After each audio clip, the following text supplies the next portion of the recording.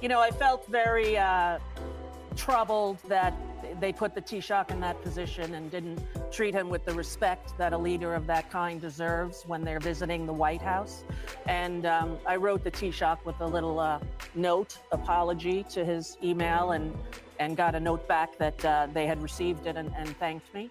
But I just wanted him to know the history and what happened and why he seems to be out to get me in ways that are startling to most. You stuck out the last Trump presidency. Mm-hmm. What's different about this one for you that made you realize you're out? Well, right away was the problem with Project 2025, which the Heritage Foundation put out, and it detailed what they wanted to do. And I felt that anyone who read that would not be able to sleep as an American. What type of stuff is in that? Well, gutting all of the social programs, as he has been doing. Just the other day, he disbanded the Department of Education.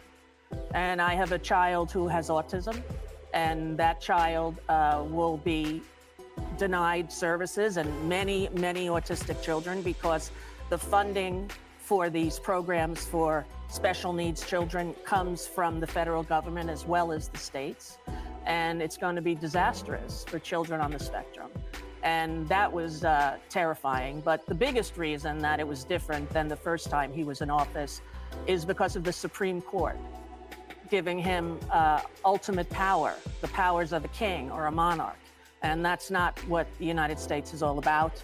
And it's a terrifying prospect. And in fact, what has happened since he's taken office has been terrifying, I think, for the world and definitely for the United States of America. You know, a lot of people did vote for him. Yes. Do you accept their right to do that and their opinion of him? Well, I respect their right to do that. I question why the first time in American history a president has won every swing state and is also best friends, and his largest donor was a man who owns and runs the internet.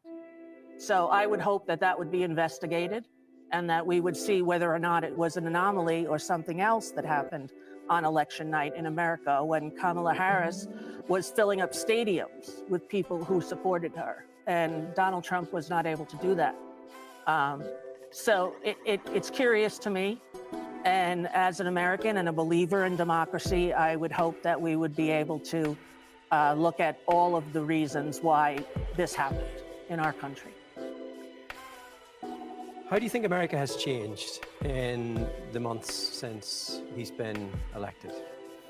Well, if you talk to any Americans, they're all in shock, or at least the ones that I know. I will have to say I don't really have many people in my life that support him. I don't really understand how people could support a convicted felon and a man who has had so many charges against him and has the moral compass of a teenage boy.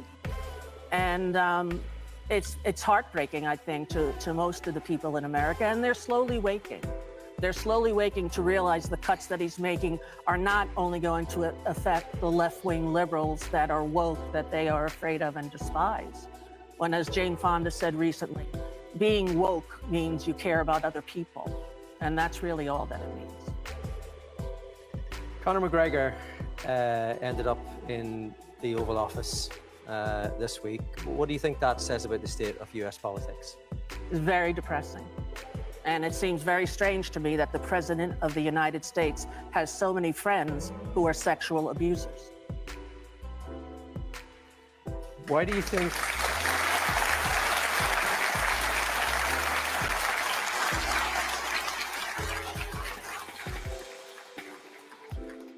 it says about the state of US politics that kind of interaction between, you know, Conor McGregor turning up and being welcomed at the White House and everything being normal? What do you think that says? Well, I think it says that we're in trouble. It says that we're in trouble. Basically, the foundation of our country is a melting pot of people, all created equal, and that they are to pursue life, liberty, and the pursuit of happiness. That's what we're promised as Americans.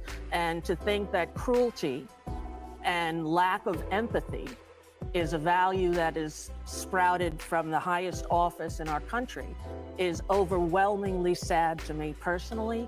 And it felt like way too much to take for me as well, emotionally. It has taken a toll on you. Oh my gosh, it has. I feel on the verge of crying when I was there, when he got elected. I luckily had a plan with my therapist. Hope she's watching. Hi, Ann. And I said to her, should he be elected, which none of us thought was going to happen, I need a plan. And the plan was always and only Ireland. My grandparents are from here, and I grew up, I like Conan, who I saw on your show the other time, I'm 100% Irish on my 23andMe.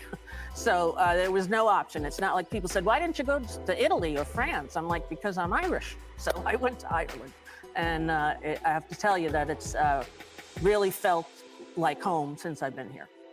Is there any part of you that maybe feels you should be back there and fighting against some of the stuff that you do disagree with? Yes, a large part of me does that, and that's really what I've done my whole career. I've stood up for civil rights and gay rights and women's rights my whole life, and so it's in me to stand up and protest and fight. But I have an autistic child, and that autistic child should not have to live in a place where our safety is compromised, and where they have to worry about strangers coming up to us in stores and commenting on my opinion of Trump, or, you know, his followers are sometimes as uncouth as he.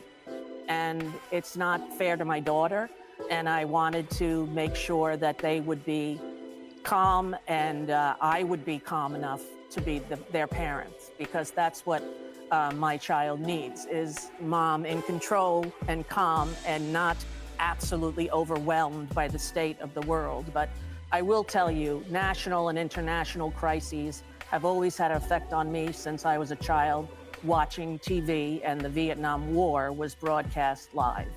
And I would cry, and my father would send me to my room and say, you're not allowed to watch TV anymore. You're not allowed to watch the news. You don't know these people. And, you know, I would love to say that I can make it stop, but I can't. I feel very strongly about human rights and equality and dignity and decency. You're in the process of moving here. As you say, one of the big reasons, the big drivers for that is your daughter, Clay. How are they settling in here? They're loving it here. They are so happy about the pubs. In America, we don't have this great pub culture that you have here in communities. Like, you know, we have like the closest thing to an Irish pub is Chili's, which is kind of like McDonald's one level up. But we don't have the culture of pubs here. So when we first got here, we're staying now in Hote. Is that how I say it? Hote. Hote. Yeah, I've been calling people in America going, I'm in my house in house. But that's not how you say it. So, but we've been down there at Connolly's Pub, and then she loves the food there, and she loves to go there with our service dog. We have an autism service dog, and she was on the phone with my 22-year-old daughter, who's just about to graduate from college, and she's like, you're not gonna believe it here, Viv. You're not gonna believe it. There's pubs. You can go to the pub. You could sit in the pub, you can have a ginger ale, you can get buffalo wings. Like, this is the highlight of her experience so far here. But she did tell me at dinner about 2 weeks ago, Mommy, I like it here better. You can just be a normal person. And I said, isn't that great, you know?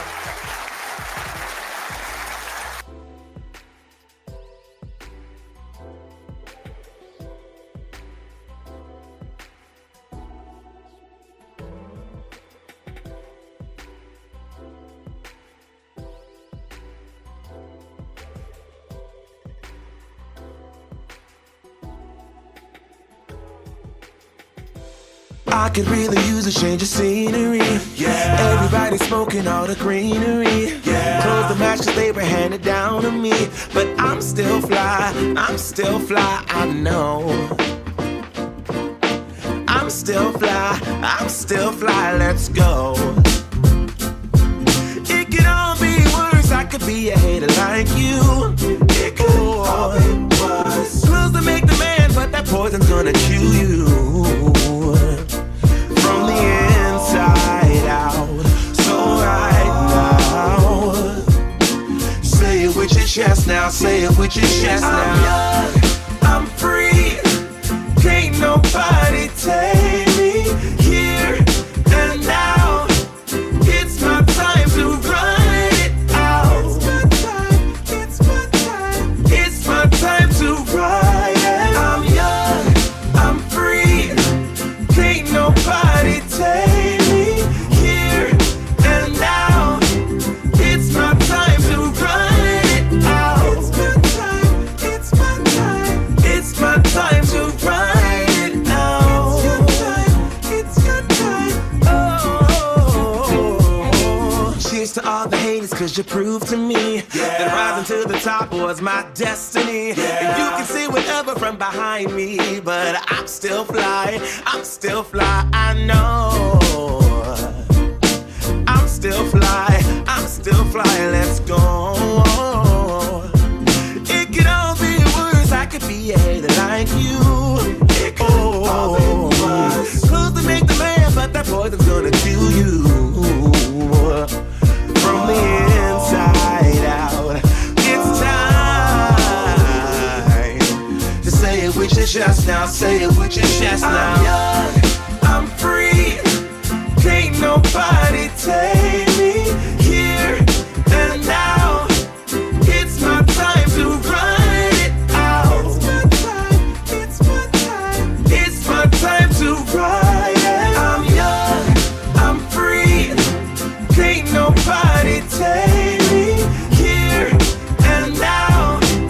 It's my time to run it out. It's my time, it's my time to ride it out. It's your time, oh.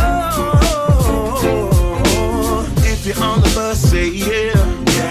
If you're on the train, say yeah. If you gotta walk, say yeah. Everybody's going somewhere. Young or old, I really don't care. Life has never really been fair. So put your fist up in the air. Say yeah. I'm young, I'm free, can't nobody take me here and now. It's my time to run it out. It's my time, it's my time to ride it. I'm young, I'm free, can't nobody take me here and now. It's my time to run it out. It's my time, it's my time to ride it out. It's your time, oh. Good afternoon, everybody. Y'all know who it is. Y'all know the voice. Y'all know the sound. James Lovell Williams, DJ Exclusive, is in the building. Good afternoon, everybody. Hope everyone is doing well. Hey, there I go. Hey. I'm looking slim and cute and stuff. Look at me. Hey, y'all. Y'all make sure y'all stay tuned, man. The afternoon edition of Like It or Not is about to go down. Good afternoon, everybody. Hey, y'all. Good to see y'all. Don't got much, don't be wasting all my energy. I keep it tight, don't let nobody get close to me. My heart is right, don't question my integrity. No, I thought we would be just fine, and I thought your heart was like mine. But let me find out, you've been going around throwing shots, running plots. Come on, man, Tryna block my blessings, but no need for comparisons. What's from me won't be from me. Yeah, I'ma go through just to grow through. But pay me what you owe me for, I make what you've been saying about me true. So, just tell me about his intelligence.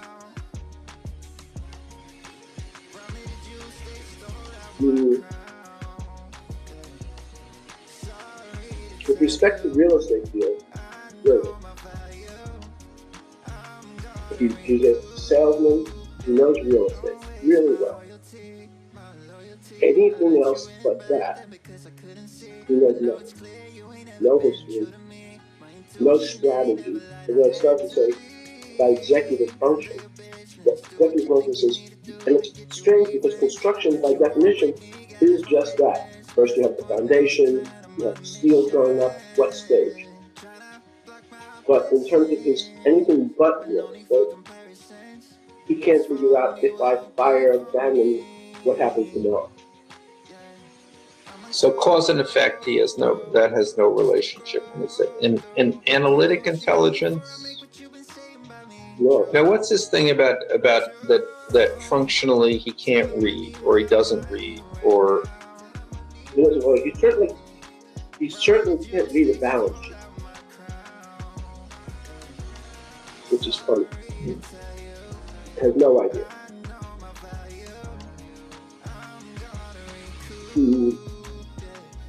He doesn't read. He reads page 6. So he's not functionally illiterate. But his reading comprehension is only complicated.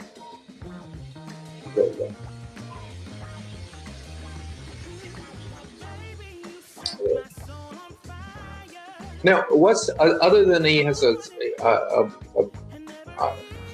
he has a sense of humor. He can be funny. He's right. What else recommends it? His ability to sell. He is charming. He is able to convince people. It's very much like Clinton. Both Bill and Donald have the ability to go over to a fat, ugly woman, say, "You are the most beautiful thing I've ever seen." So he tells everybody what they want to hear, not whether it's charming. And I'm telling you that I know 4 or 5 people who have recently seen him. I just realized a couple that he built the UN Plaza Trump Tower just in that visit. I was going to take the top floor. I went to Donald to see. And it was again, relatively tell me that was it's a $13 million transaction. You can pay me 11 to the quarter of 13 that we did through to the wall. It was always. So the idea that he is bad, dirty business, he's a construction person in New York City, with the electrician union in the country. I don't know.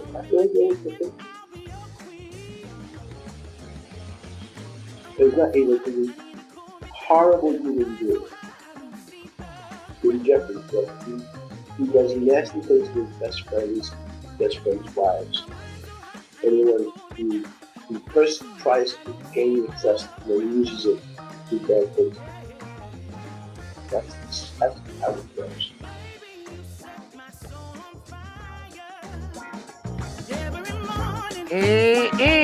It's getting juicy up in her. Y'all make sure y'all stay tuned, man. Like it or not, it's about to go down. Let's go through some of these shout outs real quick before the sister joins. Meet Cakes 87. Good afternoon to your Hunger Games. What's going on? MXB. Hey, B. Good to see you. Al Booger. What's going on? Warren Entertainment. Stream Elements. Hey, Stream Elements. Close 22. What's going on? Juanita. Welcome. Marcus Farrell. Marcus. What's going on, brother? Levi. What's going on? Jade O. Agnostic Sister. Hey, thank you. I appreciate it. Nat. Hey, welcome, Nat. Love you, mean it.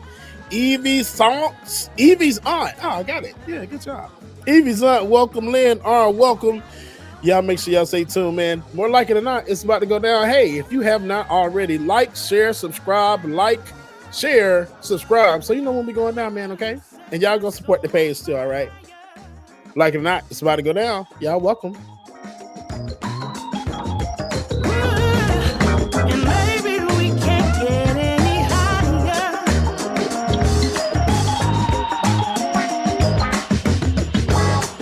Yeah. David, take me down. 1 second, David.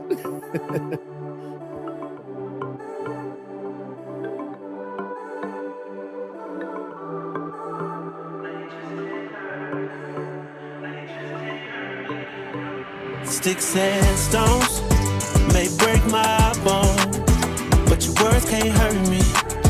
No, you just can't hurt me. No, I ain't been right more than I've been wrong, and it still can't hurt me. No, it just can't hurt me. No. No, you just can't hurt me. No, you just can't hurt me, no.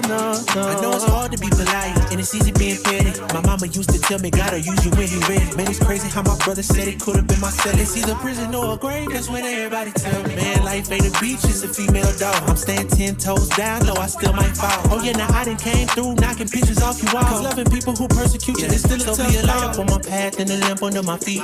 I know my faith's strong, but my flesh still kinda weak. When that victory be looking like the verge of defeat, and I feel like disrespect, help me turn my other cheek and say sticks and stones may break my bone, but your words can't hurt me. No, you just can't hurt me. No, I ain't been right.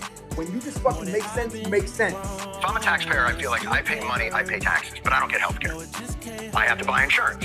So if I buy insurance, I get health care. Well, not really. I get access to a system that maybe will deny me my health care. We have been sold a lie that capitalism is synonymous with the land of opportunity. That capitalism is a system that allows people to freely build businesses and build wealth by raising themselves up by their own bootstraps. When in reality, capitalism is a system by which the rich stay rich and the poor get poorer. And we know that because the top 10% own 60% of the entire country's wealth, while the 90% of us just share the remaining 40% of money. Government's job is supposed to keep that exploitative system in check and work for us.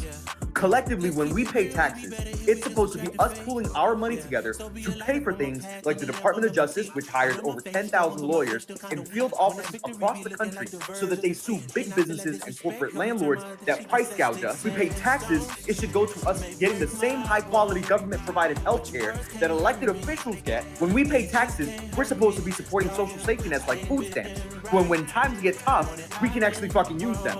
People shouldn't have to be working 2 to 3 jobs in order to make ends meet. But that's the fucking problem. That's not how government has been working for the longest time. We've allowed billionaires and big corporations to create organizations like super PACs to bypass laws to funnel millions of dollars in donations to Congress people to keep their interests in mind, and the people who raise the most money usually become the leaders.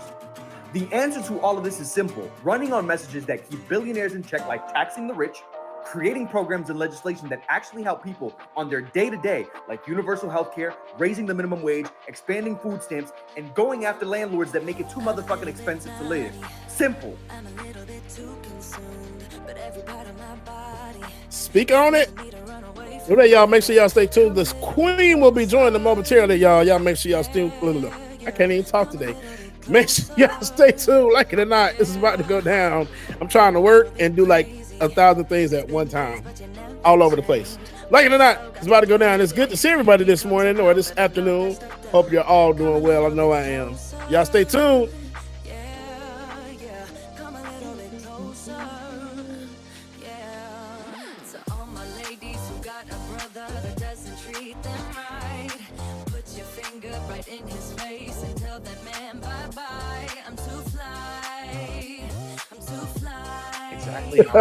Yes, they are, Trevor. Let's take a look at a new poll that compares the approval ratings of Trump, Vance, Musk, and Doge to race, gender, and education levels in the United States. There are a lot of painful takeaways in this poll, but I want to circle this one table. I'm going to have to ask men to stay with me here. If you see yourself in this data, if you believe these billionaires, and yes, I include Peter Thiel's puppet, J.D. Vance, if you believe these men are fighting for you, You have bought their lies, and I can walk you through it if you have the courage to listen. There was a time not long ago when men without a college degree could get a great job with great pay and benefits and a pension, working with their hands and their heads, building things Americans need. That disappeared in the 80s and 90s, and it disappeared because of the work of the Heritage Foundation. They worked closely and intentionally with Ronald Reagan, Newt Gingrich, George W. Bush, and now Donald Trump and J.D. Vance through Project 2025. They intentionally combined smear campaigns against unions with right-to-work legislation in red states, which simultaneously turned Americans against the labor movement while ripping out the leverage that labor unions had to get you better pay and benefits. As they did this, they worked with loud right-wing voices in the media, people like Rush Limbaugh, Sean Hannity, Tucker Carlson, and now people like Charlie Kirk and Jordan Peterson. Those people tricked you into believing that it was women, immigrants, gay people, and non-Christians who were taking away your prosperity. And in reality, it was Republicans working with billionaires who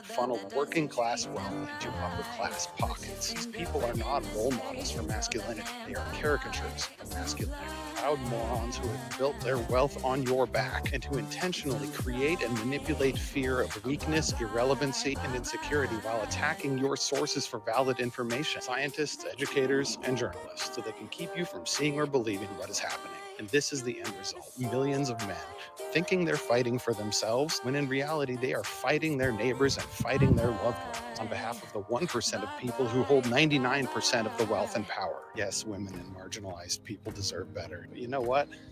Men deserve better too, because Trump and the small group of profoundly insecure billionaires who surround him have almost completely destroyed what it means to be an American man. The American men I admired as a child, including both of my grandfathers, fought and defeated the worst in the human race so that marginalized people could survive. But now our Republican leaders attack and defeat marginalized people so that the worst of us can thrive. We deserve better, and the only way we're going to get it is if we reject them and replace them. Y'all know these people ain't gonna listen to none of that stuff. They showing these people their true colors right in front of our face. They leaking documents and everything else, but the people still drinking the Kool-Aid. I don't know what we're gonna do, y'all. Y'all stay tuned. Oh, before we go any further though, we're gonna pause right quick because let me tell y'all about something that's happened. So I got a photo from a speeding camera in the mail the other day, right? I sent it back. Way too expensive and a really bad quality. No.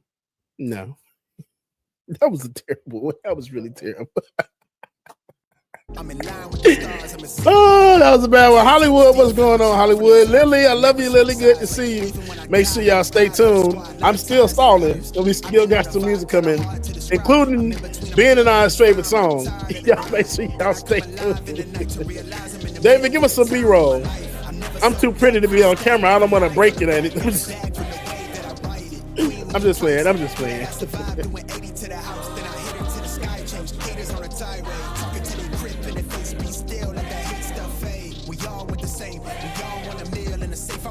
K Hood asks, why do y'all think it's bad for the government to dismantle the education system? Doesn't that mean it'll be in the hands of the state?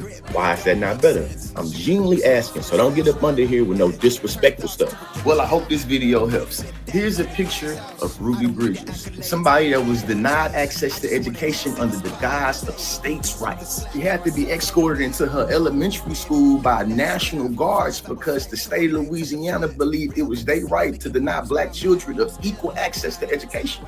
States' rights. Here's a picture of James Meredith. This happened in the state of Mississippi, where he was being denied access to Ole Miss University because in that state they believed it was their right to deny access to wherever they wanted to in their institutions. See, historically speaking, states' rights has never really benefited us, and literally it was used to justify keeping us on the plantation. Speaking of the plantation, you know what was illegal?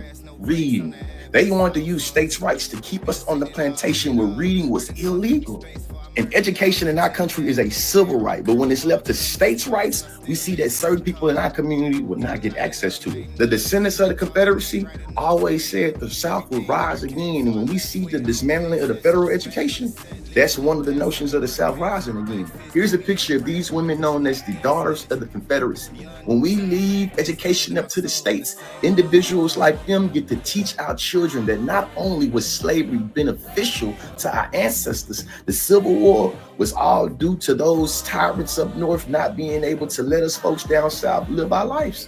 Where they wanted to keep us on the plantation again, where reading was illegal and was all left up to the states. Those women of the Confederacy, they literally bake in the lost cause narratives into our curriculum. What's the lost cause narrative? It literally interprets the Civil War that downplays the role of slavery and the cause of war, emphasizing that it was about states' rights and secession. Now, some folks' argument is that we need to defund and dismantle education because they ain't doing a good job. Our children read below their grade levels. They suck at doing arithmetic and science. This obviously proves the federal Department of Education not doing a good job. And when y'all do that, I like to point out that all those issues are symptoms of lack of funding, which means that defunding or dismantling this department will not help in those things. I would argue it makes them worse. Think about it. It's not ironic that down south, they love talking about states' rights and thinking about how the carcerality of black men, the criminalization of black men is used to justify a lot of their profits, like in the prison system, right?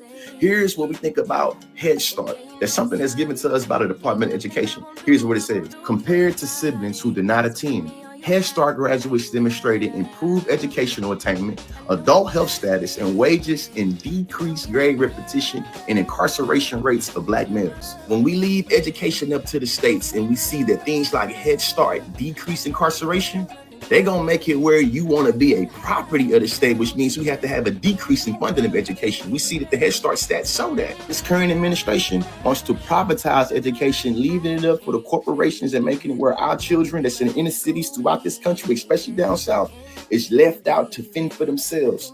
That usually leads to them having all type of issues with, addiction and leading to incarceration. Let's explain further why the orange man wants to get rid of the Department of Education. Oklahoma ranks 49th in the country, and you see that the entire state voted for him. Not only is it a direct correlation between being educated and voting for the orange man, we know in states like Oklahoma, where they receive federal funding, they state didn't really invest in public funding. So we know that if you take more educational funding from states like Oklahoma, it is literally takes the quality of education more down. Now, y'all know my motto is education is elevation. And I believe that to be true. The reason why they're dismantling education. All right, y'all, it's about time. Rebecca Zoe is in the building. It's about to go down real quick, y'all. Shout out to Mama's in the building. Hey, Mama, love you, mean, and good to see you. And Kluminati 017, good to see you as well. Nachi Kit, Decipher, y'all welcome. Like it or not, it's about to go down.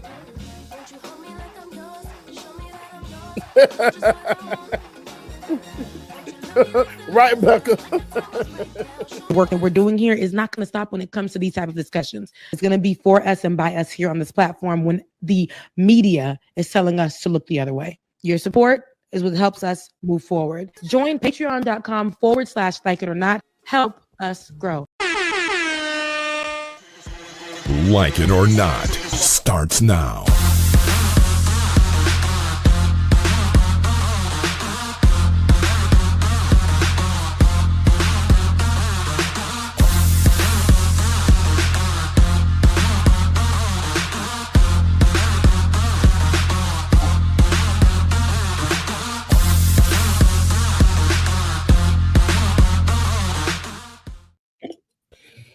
Hey, good afternoon, everybody. Hey, good morning, and welcome to Like It or Not, where we're free to tell the truth. And not care who doesn't like it. You're going to have to get a square because you're not going to be the voice of the Lord. Okay, because I was about to say. I do have my avatar, but David, pull up my avatar, see what that looks like, because I don't know if it looks... get his square in. Like, he can have a little square, because him on the side is not giving. But Rebecca, it's not morning no more either. Oh, see, I work and I work 6 jobs and I'm tired. And it feels like it is the morning. However, good afternoon, everybody. Yes, I'm currently working and I'm doing a lot right now. Yeah. I might have to jump out a little earlier because I have a conference call. It's too much going on. No, it's It's too okay because it's fine. That's just life. It's fine. But I definitely understand. But yes, Ben, the voice of God. Listen, velvet voice in the background, golden voice in the background. Is it a little smoother today than usual? It's very smooth because we can't see you, so you could be Ben could be in his robe, feet kicked up, cigar in the mouth. With a cigar? We don't even know it. We don't Rebecca, even know it. what I automatically see is this: like, hey, y'all, welcome to Like It or Not. This is Benjamin P. Dixon. Look, this is why I wanted to do radio, so people don't see me. I can just interact with the microphone in the Again, moment. there. And you can see. Oh, I like that. Oh, all right. And so you can see my Man, voice is that moving you, and or everything. is that that's Benjamin me. Jr. or is That's that? me. Oh Jesus, wow, yeah, the kids split look image. just like them. One thing the kids look like, that's them. Look, them Ben's kids. Them jeans are strong, ain't they? them your kids, boy. Them your kids. Nobody can deny. Even your daughter. She's so pretty. I'm like, Yes. oh, she looks like your sister. Yeah, no, look, Dixon jeans are strong. I could never deny it. Man, the judge will throw me under the jail trying to deny my kids. Trying to deny your kids. No, because your name is not Dr. Umar. Nah. You know, Black Queens forever, but not my Don't take care of his own but not my Black child. Queens forever, but not my seed. Not my daughter. Not my Not that daughter. one. Daughter. No. Even though she looked just like me, she Talk talks just like me him, preach just like him. Preach just like him.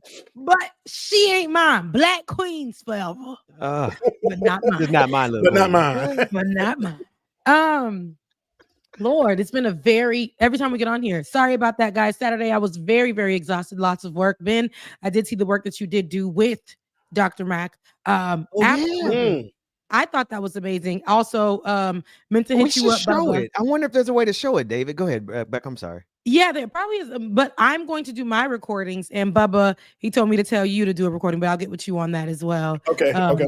But it's such a beautiful thing what we see with Dr. Mac. If you guys haven't known, because especially in this time, with Black History, as you see on my shirt, what my shirt say? Hold on, because it's really giving. It's all tied together. For as long as I am Black, I'm historic.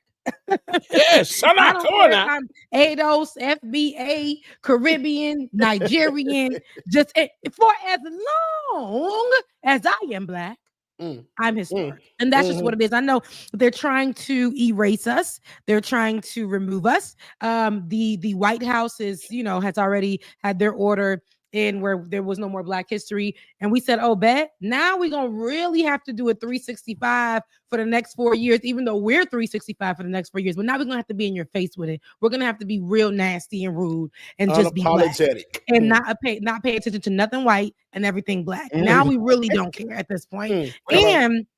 And we're going to mind our Black business at work. We're not going to do any DEI activities because we're DEI. They don't want us. So we're just going to come to work, clock in, do what you guys ask us to do. And when we do what y'all ask us to do, that means somebody's dropping the ball because we're usually doing more than what we're asked just because we want to keep our jobs. But now y'all going to see how mediocre the other people are.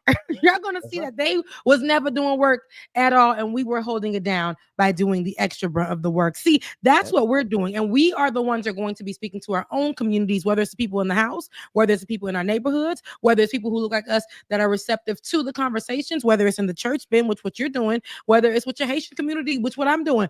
We are going to talk to our people. We're not talking to you guys anymore. But if you want to hear the conversations that are open in this area, yes, learn a little something as our allies, absolutely, and talk to your families. But it's not our job anymore. It's not our job. And we try to tell y'all for years and years and years what they was going to do, and y'all did not. And then y'all online saying, where's Kamala? Why is she not saying? Because y'all say I ain't want her. So now she's talking to the people that want to hear her amongst her circle. She can breathe. She can have a good time. Hello. Like, I don't understand why she can't put her hair in a ponytail. And y'all talking about some, wow, she put her hair in a ponytail and Donald Trump is out here and she put her hair in a ponytail. No, you put your hair in your ponytail when you decided to stay home and not vote. So please leave me alone. Leave me alone. Leave me alone. Right. When they decided not to vote, Rebecca. Baby, hair was in a ponytail at home. And then they came out talking about some blue bracelet. Leave me alone. Okay. I say all that to say. Dr. Mac. He has I forgot that's what we He has his Black History calendars, and it's what all through the year you can find a Black History fact. And he now has gone digital. Now I don't know if the reason why I haven't gone full rollout, because I don't know if it's full rollout yet, but it's coming. Yeah. It's an app, and with every day of the month, of course, you can get your Black History. I think now is a better time than ever. Once we have an actual full rollout, you know, some media that we can really give y'all good commercials about it, we'll do that. But it's coming, and I got to hear the teaser of Benjamin Dixon and your seeds.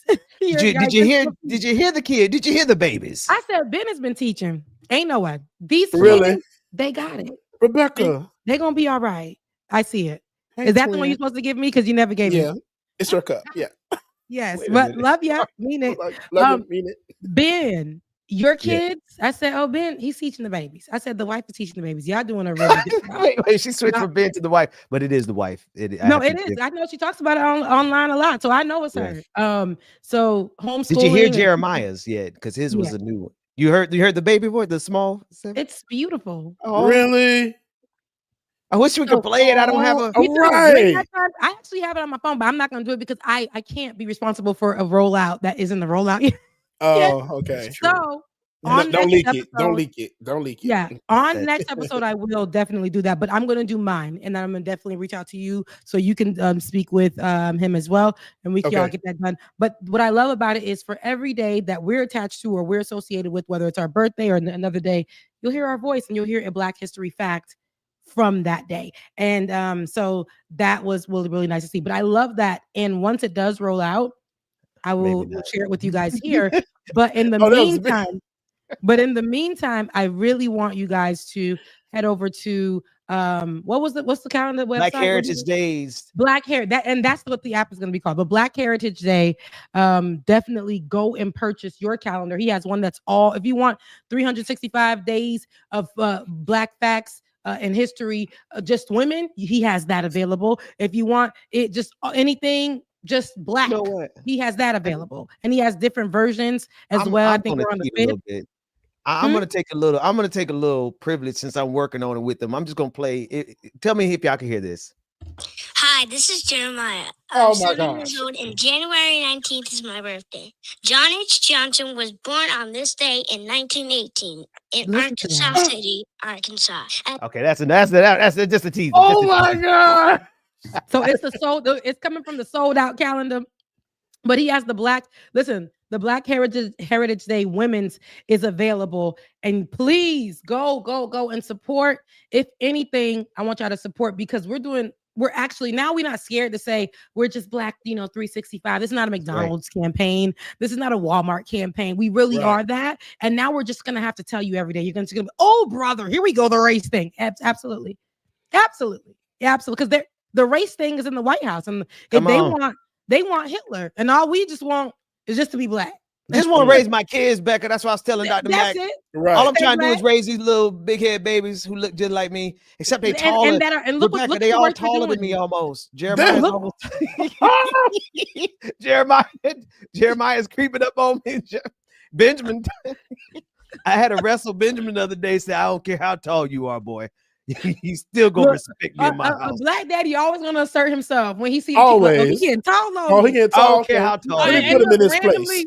The baby walking by ain't doing nothing, but the dad offended. I can still chin check you, and it's like, wait, what I did? All right? Oh, goodness. Dad, you cool? It's because you tall. Because I wanted to make sure you just because you can see over my head, still chin check you. I be all in the Rebecca, I hate you, Becca, for looking up like that. Hey, boy, no, I don't be looking up. My eyes. That was disrespectful. James, my eyes be level set to his chest. I can't even look. I'm just looking at his chest. That's right. Like, look here, little nigga. I'm still your daddy. And it's like, Dad never said that. It's because daddy is offended. Daddy's offended by your growth. You're going to always be my baby. That's the you want version. You want your kids to outgrow you in every way. You want them to get taller than you. You want them to do better than you. But you still also need them to always know, I brought you in this world. I can get you out. That's real. That's just Black. That's just Black. That's funny. Okay, so let's get this show on the road. it's a lot to talk about. But before anything, I really want to discuss the immigration things. Before we even get on that, if you guys are watching from my channel, make sure you like, you share, and subscribe. If you have not done so yet, do it right now and get in the comment section, because we're about to have a conversation for a little bit before I have to get back to work. But we're about to have a conversation. And I want to start off immediately with Haiti. Immigrants have been attacked for since Donald Trump's first presidency, but not only that, they've been attacked for the history of America. There's if you think about immigration policies, there's never any real due process. There's never really any when it comes to black and brown. I had to be clear. Sorry, black and brown immigrants. When it comes to the policies that are associated with them, you'll be like, but didn't you say for them immigrants? And it's like, yeah, but not for y'all. You always see that when it comes to immigrant policy associated with black and brown immigrants. And I wanted to start off with discussing, I know we talked about how he did the ASMR recently back in February for Valentine's Day with UC Migrants in Chains, and they were talking about the sounds were soothing to them, because that's what ASMR is usually, to hear those sounds of people chewing or whatever they're doing, and it's calming for you. So for anybody, especially for us to be our ancestors who were formerly enslaved, and chains to us doesn't mean the chain breaking that they were singing about in the church. We're talking about those are chains that they're putting on feet and hands and throwing them on boats for long ventures to get somewhere, and to still put them in chains, but living and working for white people, building countries like the US with the blood, sweat, and all the things. Us having to rebel to become the first black nation, and so many, in Haiti, and still paying for it till this day. In every place that they dropped us off at, black people are still paying for it till this day. Whether it's our country or whether we done rebelled, they have done everything to take our power away. And brown people are the same. We saw the instant attacks as soon as Donald Trump came into office against who? Brown people. There was the Hispanics, specifically Mexicans, Cubans. I would vote for Donald Trump. Them people, those people were the ones that thought they weren't gonna get got. But sorry to say, Cubanos, you are pretty much close, and that's our allies. That's Haiti's allies, the ones that know what's up. But the ones that's down there in Miami, around Palm Beach area, they got a little confused, like the ones that are white adjacent. And you voting for Donald Trump, and he's not for you.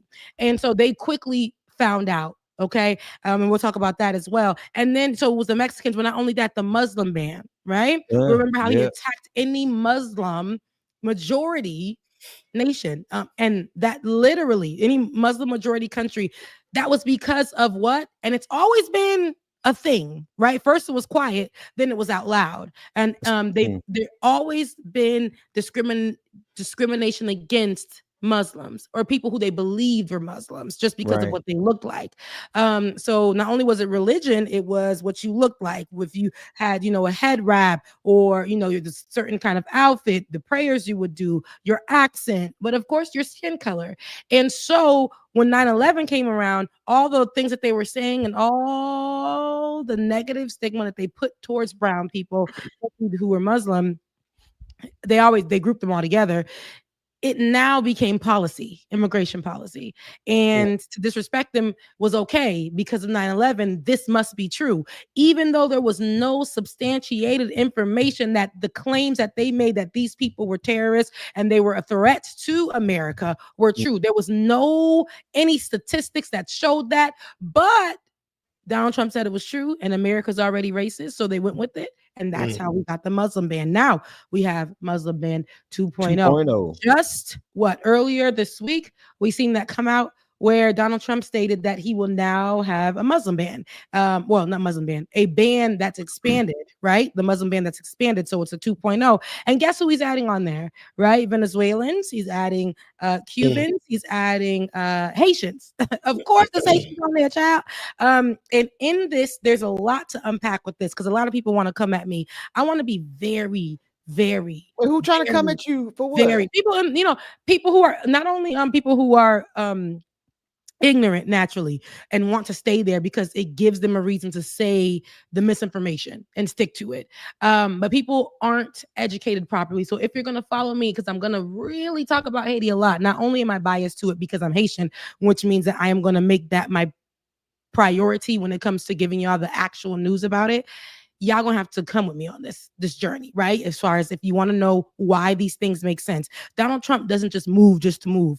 The politics in America when it comes to immigration isn't just by happenstance. They're dropping. I'm about to speak to y'all in Creole. They're dropping these things one by one. But if you go to a history, you'll see where these things have happened before or something similar. So now they're doing it again, and it's all historic, right? And to me, it's not even that history repeats itself. History has it never changed when it came to Black and brown migrants, especially with Black people here in America. So now history goes in cycles, Rebecca. This comes around in loops every so many centuries and sometimes decades.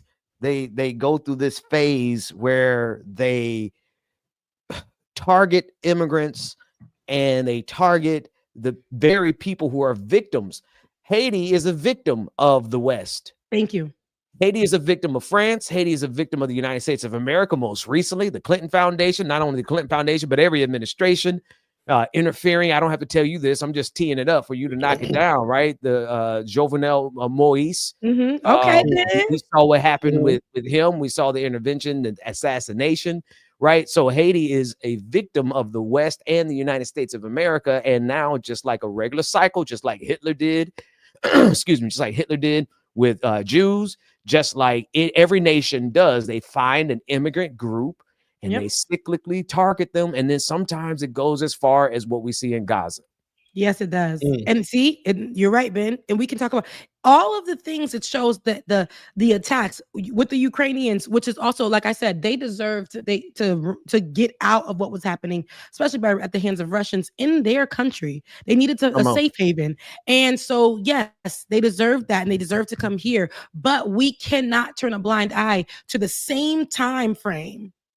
The Haitians had the assassination of our president, as you mentioned, Jovenel Moise, in that time, and found themselves under a bridge after months of travel through Brazil, through Mexico, through all of these places, through Chile, to find themselves under a Texas bridge when law had passed. And they thought, okay, this law can apply to me when I get here. The humanitarian parole program. You find somebody, a family member, friend, to bring you in, and you can stay. Imagine having a country that is literally in turmoil. And yes, there are a lot of conversations that we can have about Haiti and the people there and why, we're stuck on the dependency of this and that. But we can't talk about that if we don't know the history of the U.S. and they're intervening into our business and things and taking control. All of that leads us to literally nothing and having to fend for ourselves and then take control, saying we'll give you aid and not really give us aid. Don't give you a single 8 houses. What they raised about $1 billion for the earthquake in 2010, and then they built about 8 houses. And the Clintons, that's why I can't mess with them. That's one thing I just can't, right? And not only was Hillary Clinton over that one, but the Clintons from before disseminated our rice culture, disseminated it. So here we are, and I could go into that, but that's, again, those are points in history you must know before you want to join your beady head into the conversation all loud and wrong. So, Becca, one last thing for you before you move on from that thought. It was never about the legality of immigration, because those Haitians that are getting ready to be ejected, if they haven't been deported yet, they were here legally underneath the temporary protective status. Yes. Right? Those Venezuelans, those Cubans, Nicaraguans, right? They were all here underneath the TPS program, here legally. These are the people who are in Springfield helping to revitalize the city of Springfield. Dead city. Brought it back to life, and Donald Trump is now getting ready to take the lifeline out of Springfield and deport it. Yep. And he not only Springfield, so many different areas where the Haitians. I'm going home soon, actually tomorrow. I'm going home my mom, a health issue, so I'm gonna go take care of that. But also back home, there are so many friends and family who are asking questions, who don't know what to do, who are trying to figure out the next move, where they're gonna go. We have a whole street back home because I'm from where you don't even consider it, Florida. That's part of the islands, right? So South Florida. So when you go home, there's a whole street where the Haitians are going to school to learn English. They're living in these homes across the way, and they're working in what was once a dead shopping center. They're taking the jobs that are paying them close to nothing in every place in that shopping center on Military. Okay, Military Trail and Okeechobee. Y'all know that shopping center with the Ross, the DD's, the Winn-Dixie, because it ain't Winn-Dixie no more, Presidential Market. Y'all know exactly what I'm talking about. The Haitians have taken over that spot, but have revived it. They have revived that whole community that was once dead. That area was literally, when I used to go home, had nothing. Okay, so when I see them Haitians, they literally are, and this is the thing. They want to have this kind of idea, this false idea, this narrative, this false rhetoric, strong and wrong, that when they come here, they're criminals. You go straight to Okeechobee and Military. If you're in Palm Beach, where that Ross is, you will see a school, and you will see them coming from school at different hours of the day and going straight across the street to go into work, clocking into work and working overtime in that plaza. They've never seen that plaza be booming the way it is for the last few years since they brought this program here and these Haitians came here. They're learning the language, they're learning a trade, and they're going to work. And they're going to these homes that have no room inside of them but trying. So nobody's coming here to just murder. And unfortunately, there have been, but when you compare that, there's no statistics that show that these people are a threat. Now, I was talking about them being a threat because, again, that is the narrative that needs to be pushed out. Donald Trump toted that he will be, and please get some, if you can, like, go walk with me here, David. I know I'm giving a lot. Donald Trump toted that he has 30,000 beds available in Guantanamo Bay. The first they reported, right, this is coming from his administration, that it would be for the ones that were very violent criminals. After that, it changed to non-violent criminals. It's just going to be illegal immigrants. That was first. That was like a week before. Immediately after that, what happens? This law comes out that says that was supposed to be until 2026. Let's be clear, we're still in 2025, right? A law comes out overnight at 6 p.m.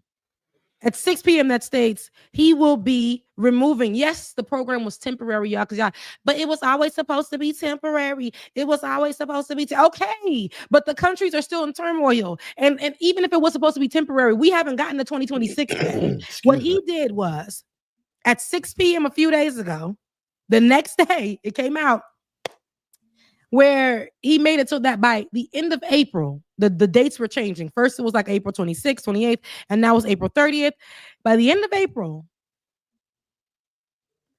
all of 500,000 immigrants who came on that humanitarian parole program are going to be illegal.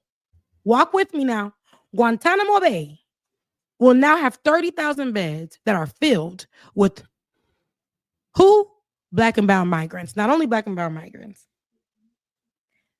Wow. I think it's over 210,000, I believe, are Haitian immigrants of those 500. Stay with me. If you know the history of the U.S. and Guantanamo Bay, if you know the U.S. and their history of spreading the rumor about Haitians having AIDS before they even really wanted to do the actual research about AIDS, they said that AIDS come from Haitians.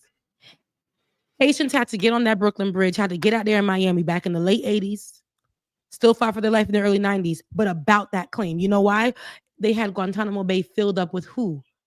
Haitian immigrants. The U.S. was taking immigrants from here because of that idea, putting them over there in Guantanamo Bay in the harshest conditions. Look it up. In the harshest conditions. Not only that, they were taking the ones who did have AIDS and putting them in a worse condition, sectioning them off over there in Guantanamo Bay. There was no reason for this treatment of them, but to make them feel and treat them like other, but not only like other. just like the bottom tier, and made them pay a price, a punishment for just being Haitians looking for a better life, looking for opportunity.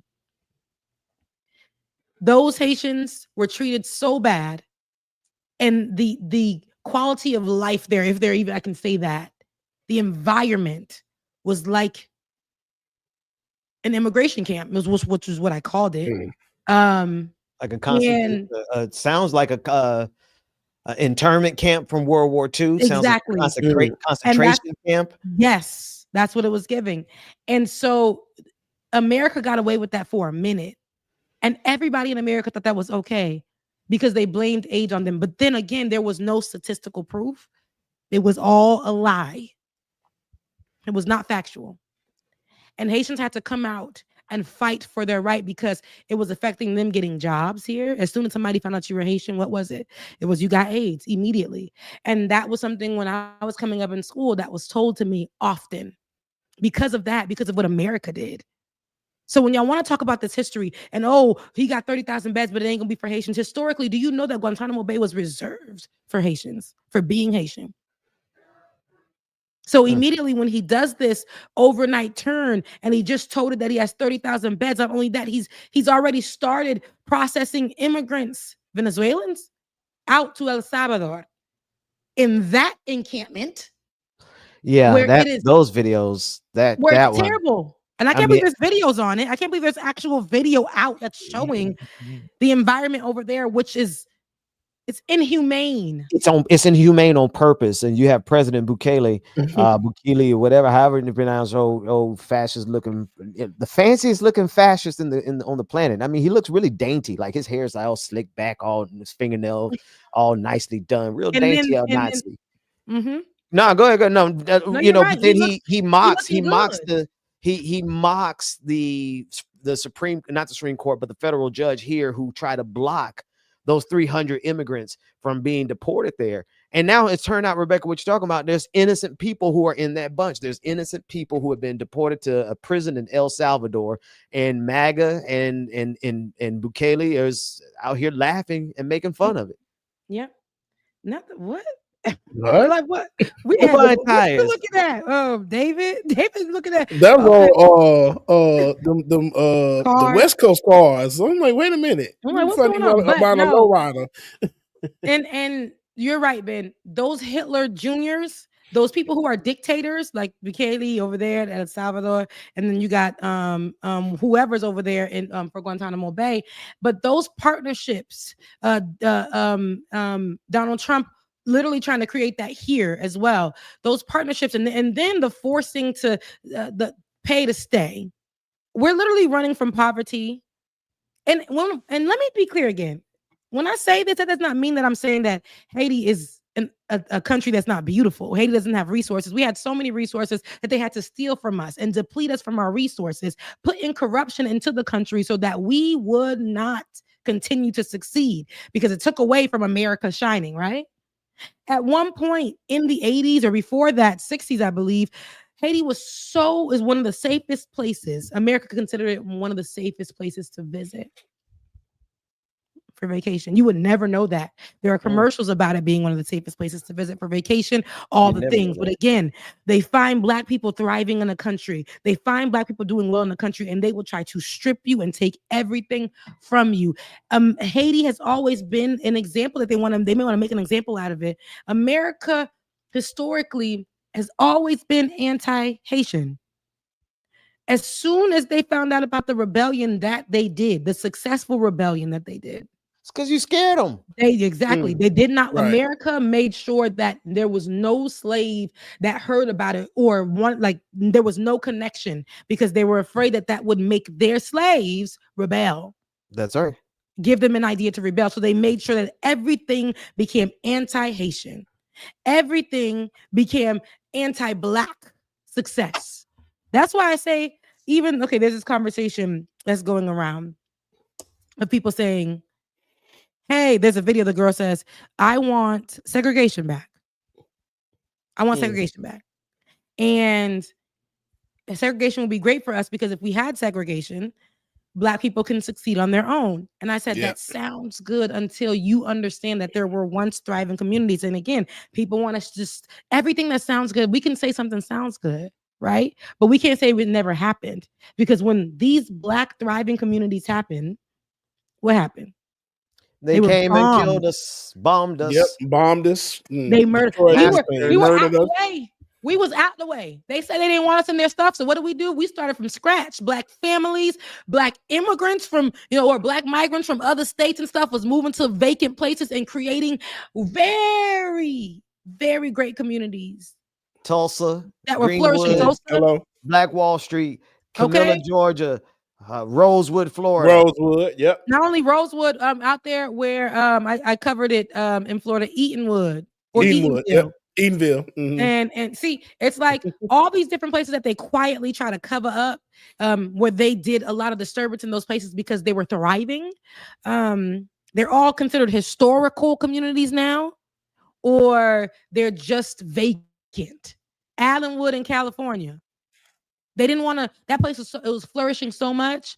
They didn't want to, they told them that they would give them water. The community said they'll give them all of this, when things started to, things changed. Now they got water. Now they got this and that. They started cutting off the resources for them. So they forced them to move out of there and back into their communities and take their money.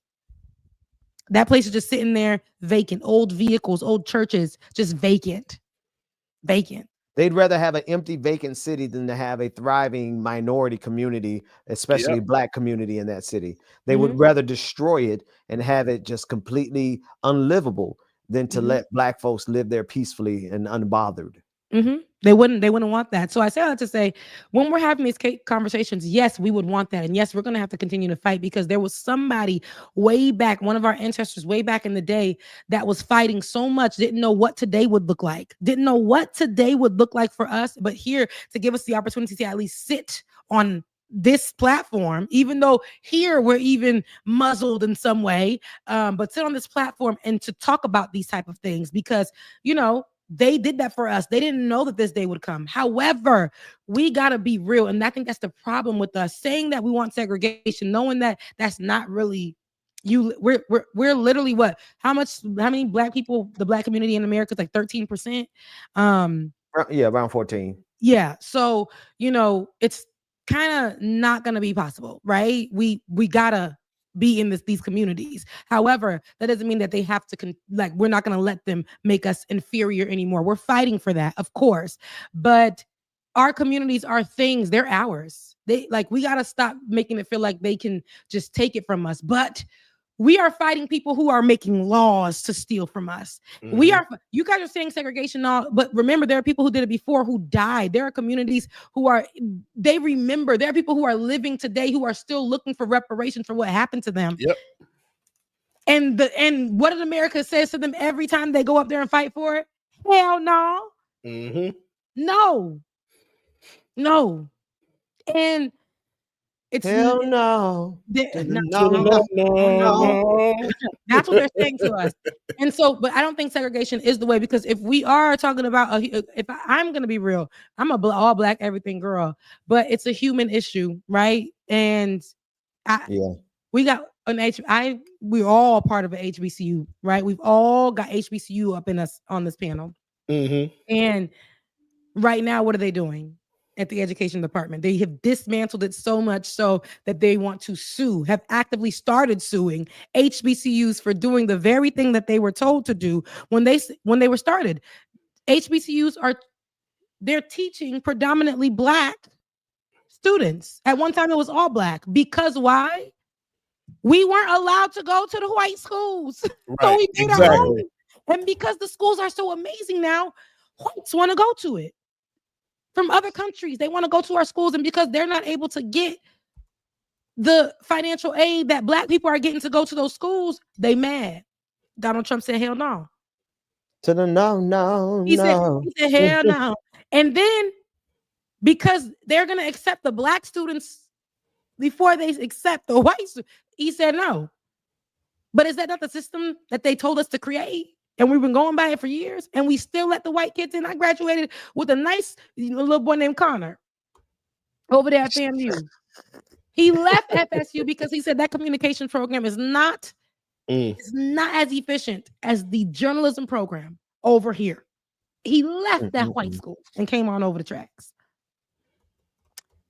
Because we show them that our education is even greater. When you guys tell us to go do it ourselves, it's even greater. And they get mad about that. Now they dismantled the education system by putting some man's wife.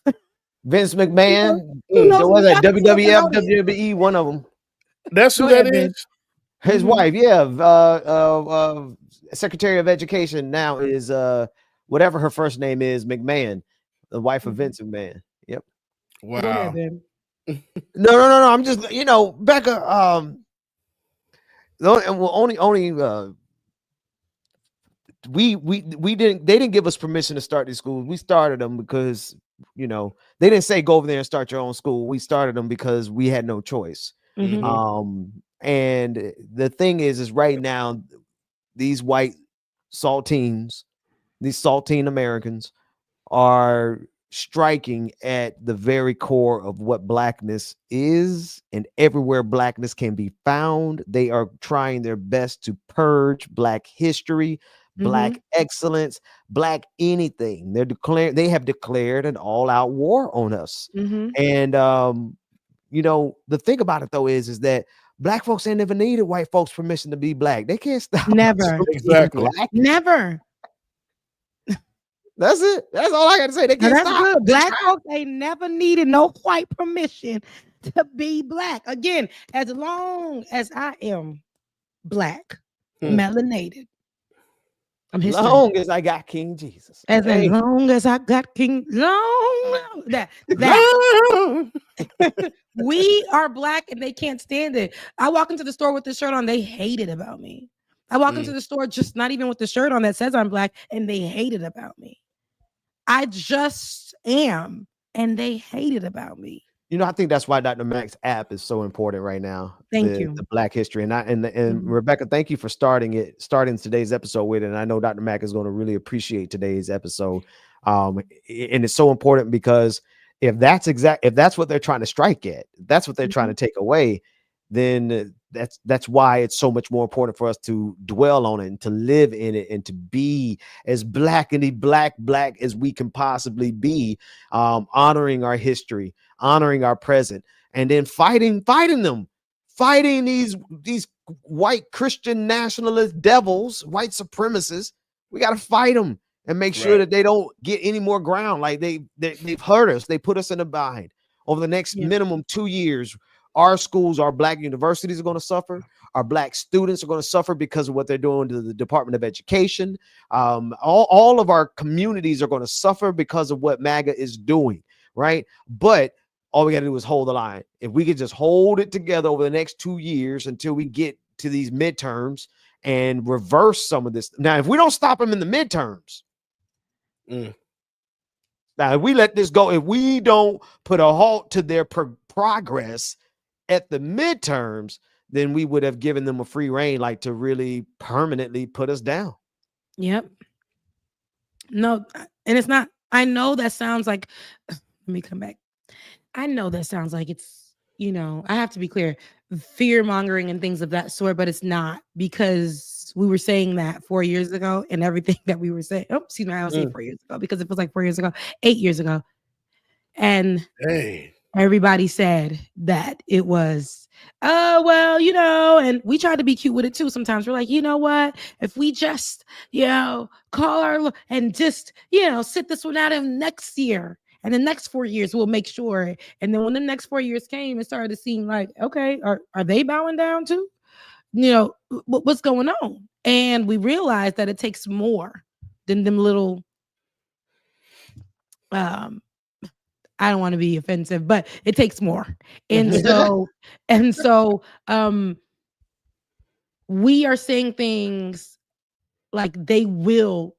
Here's something I said in one of my videos. If you believe that you and your marginalized group, and it could be a part of the LGBTQIA plus, you may not even be black, but you may be a woman. You see how he's attacked every single one of them and has made you illegal in some way. Yep. Trans people, illegal. You're on the way. Yep. Women who want to have abortions, illegal. You're right there, illegal. A lot of these things you believe this is what he's doing to Haitians and other immigrants, how he immediately is stamping illegal on you just being you and your lifestyle and what you believe. Next thing you know, it's going to be one religion across the board. Yep. Or one, and then not in a way that where everybody's choosing it. That's right. No, it's going to be forced. Where not people finding God on their own. It's going to be forced. It's going to be forced. It's literally what's that show being? Handmaid's Tale. Yeah, Handmaid's Tale all day. Yeah, gays and next. We on the way out the door. It's going to be illegal as hell to be gay. They've already been attacking. So what they're doing is sprinkling a little bit here and there because if you just see how I laid it out for you. First, it was they're going to attack the program, TPS, yada, yada. But he already laid it down. He was criminalizing them from last year from the Springfield, Ohio. It's to criminalize Haitians right now. Because if you criminalize them, when people think about Springfield, Ohio, and they think about Guantanamo Bay, immediately they'll say they need to go there because those are criminals. So to criminalize them, it's all he was doing. It was all strategic. This is what he's doing. So the same thing with any marginalized group. He's going to be strategic. It's going to be starting with this one. Oh, this trans person murdered somebody. Mm-hmm. Or this trans person had something wrong with them. And then he's going to make that the end all be all. Yep. Remember, they already started with the children. What did people who were a part of the LGBTQIA plus community have anything to do with the children who were murdered?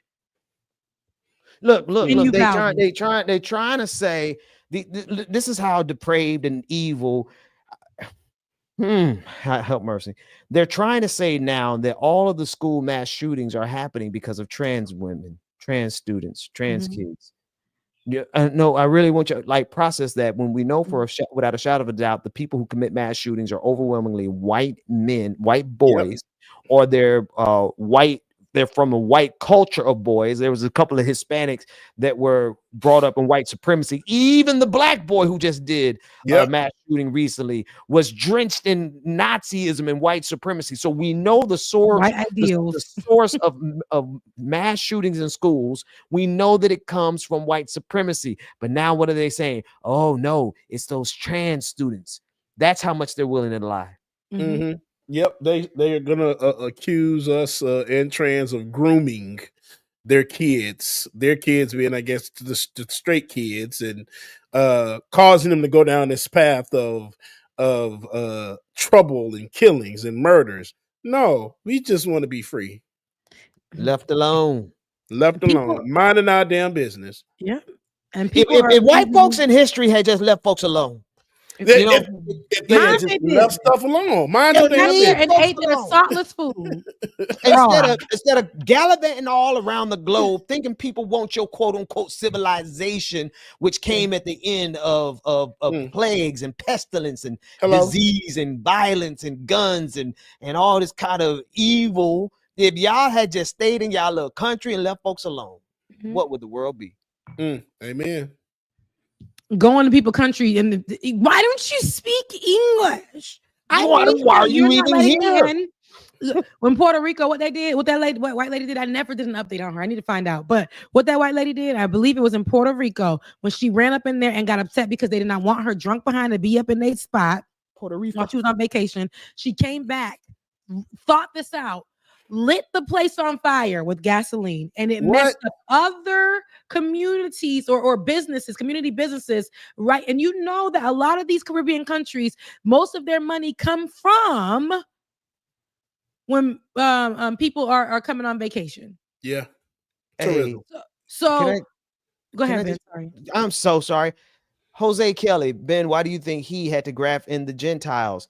Look here. Boy, you better preach that theology. You rightly dividing the word of truth in the chat room on a Tuesday afternoon. Should have bought 100, but I splurged and bought a Bentley. Boy, you preaching. That was good.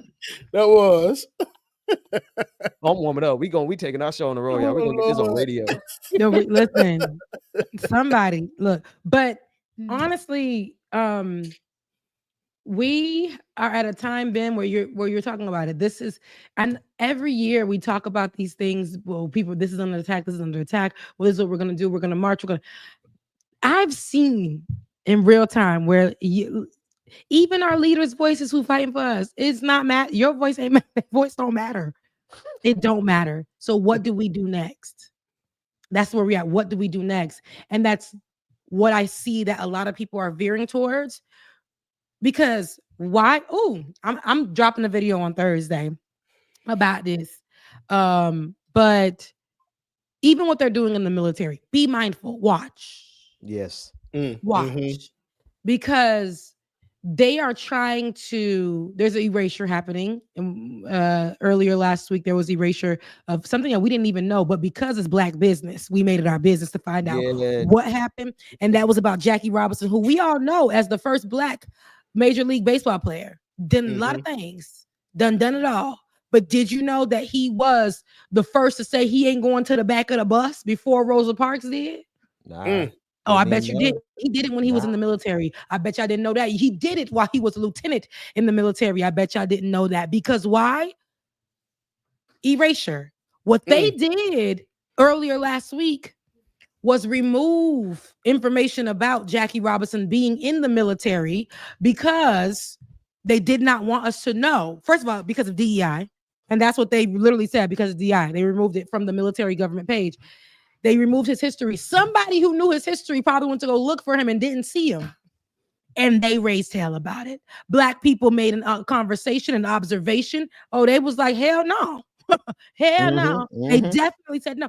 And so now we found out what really happened. And they already erased his history within the military. And the military got upset because this man did pushback.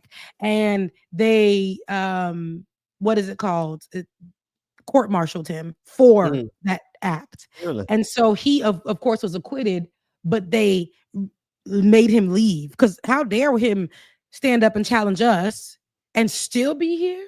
So what they did was this honorably charge him, not dishonorably, but we know it was dishonorable for them, but it was an honorable discharge for him. So then they erased the Black Congressional Medal of Honor recipient from Vietnam. I don't know that brother's name, but we should know it now. And I think that's what we do, Rebecca. For every instance of them trying to erase Black history, I think we lean in, double down, triple down on our Blackness, on our Black history, on our Black present, on our Black future. I think we need to double, triple down on it. Absolutely. Because on top of that, there's an attack, which I'm going to talk about as well on Thursday. I'm just giving y'all all the goods. But Black men in the military are under attack because of, there's a medical name for it, but I'm gonna just go ahead and razor bumps. Oh yeah. Y'all didn't hear me. Yeah.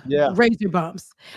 Black men, majority of the Black men, grow their hair curly, beautiful curls. And what happens when you go to the military? There's a clean shaven look that they have to have. And because of that, their razor bumps can become keloids, can become infected, can become those things. But they're saying that because of that, they're having to discharge them because they since removed a ruling, a protection for Black men who were able to grow their beards out healthy and be in the military. So now they have removed that law. And now they're saying this thing is it's causing them not to be able to serve. So Black men are under attack already. Not being, y'all think this is all coincidence or something is coming ahead? No, this is 100% on purpose. They're executing their little raggedy strategy. Raggedy strategy. Okay? It's okay. Let the white folks go fight the war then. Y'all gonna take y'all ass, go get killed.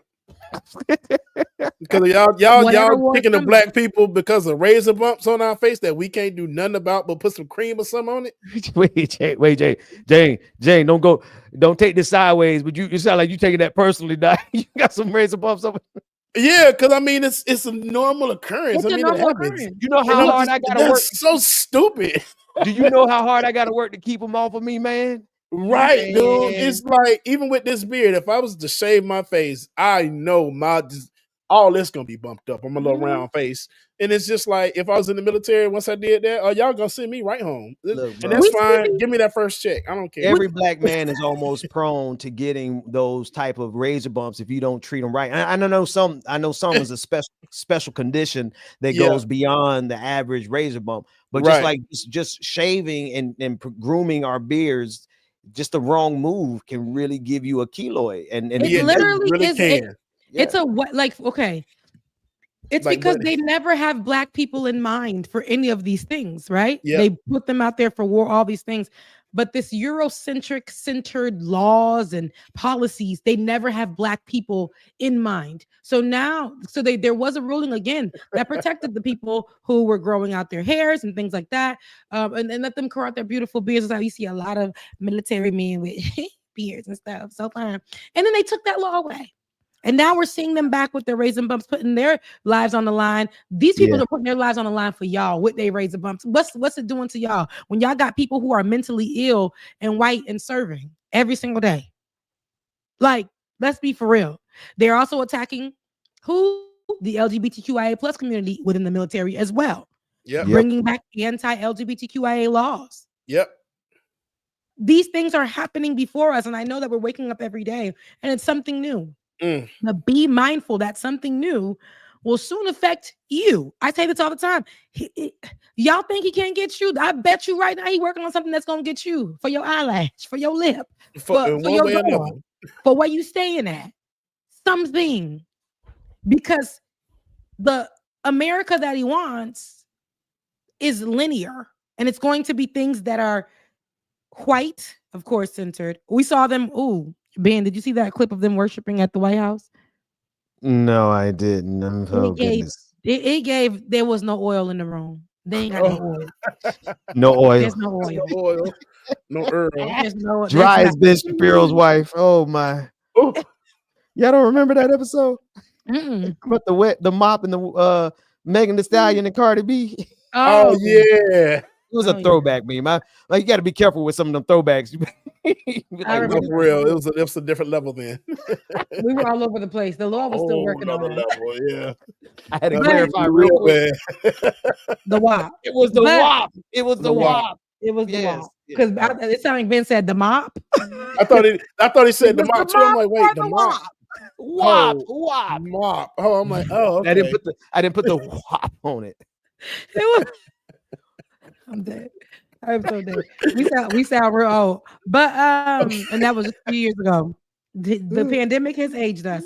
Real bad. I started to say these are things I'm saying that everything is strategy. When he does come out with it, what you need to understand is that he said it somewhere already. He already teased it to us. He already started it feeding us some kind of rhetoric in the beginning. So right now it's going to be razor bumps, right? And then it's going to be, they just not fit enough to serve for this country. You listen, and that's all right, because we don't, they be fighting for this country, the country and never fight for them.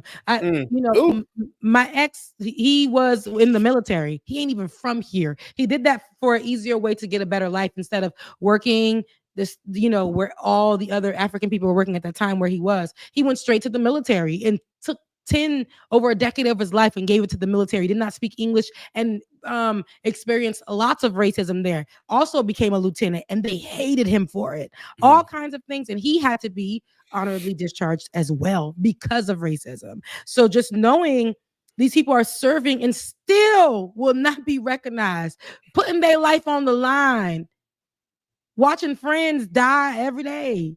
Right. And still won't be recognized in this country for anything.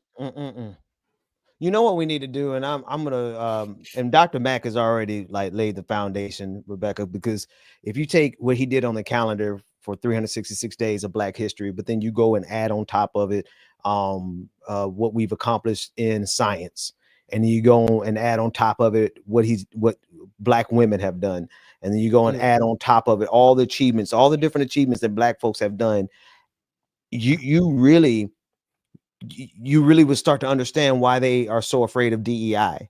you really start to understand why they are trying to make sure that they erase as much Black history as they can, because no matter what they put in front of Black people, we always overcame it and excelled and got to the top of the top of the top. And they hate that. It doesn't matter what they would literally take away from us, and we will still figure it out. And that's why I say I get offended by the "what don't kill us make us stronger," but that literally is in our genetics. Before we even were enslaved, we are people who are going to find a way out of no way. That's a word right there.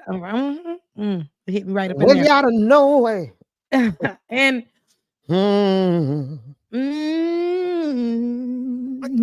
and it's like when I think about the but goodness of Jesus. it's all good. You messing with me now. Too much. But no, honestly, just knowing our history from anything, whether we're working amongst a whack behind corporate job, we're making a way out of nothing, and then we become the people that even on our worst days are the ones that are carrying the team on our back. Or when it comes to platforms like this, carrying it on our backs when people are just doing, nothing or stealing not wanting to understand the actual work or the stories or how this affects the Black community, anything like that. They're just repeating what, like, Twitter post or social media post or whatever is hot at the moment, or asking ChatGPT to give them wording. But this is literally something that we are talking about, because this is not only our lived experience, this is happening right now. And if we don't educate you, if that's the least that we can do, you guys are going to be lost. That I'm part. talking to the white folks, I'm talking to the Black ones, and I understand it's a time right now. Because when I'm not doing this, right, I have real life issues. Like my mom, got to go take care of her, and other people and family and friends who are affected by what's going on. We're going to go handle all that stuff. But when we're not doing this, I try my best to have my own life. Ben, you have a wife, you have children, right? You got to pour into them. But this is, if we can only do what we can do, and if it's here, if you're a hairdresser, if y'all want to talk politics, don't make it a debate. Make it more of an understanding. Help the person understand, because people do not understand. People are fighting me about different things, and I'm like, hey, you're saying this. Somebody told me if anybody moving forward wants to talk to me about immigrants, and especially Black and brown ones, don't ever speak to me about due process. Don't speak to me about due process. There is no due process. They asked this man the other day when he was on, I think he was on one of the mainstream media channels, and they were asking him, what's the due process when it comes to migrants right now, and their TPS being taken from them, or their legal status being taken away from them, or these places like Guantanamo Bay they're going to and stuff. What is the due process? Oh boy, gonna say the young woman who died, I believe her name was Lakin. It says, did she have due process? And that means no, there's no due process. That means that they will always redefine what it is when we're talking about Black and brown migrants. There will never be there's nothing that is standard. The standard way is to be anti-Black and brown immigrant first. Period.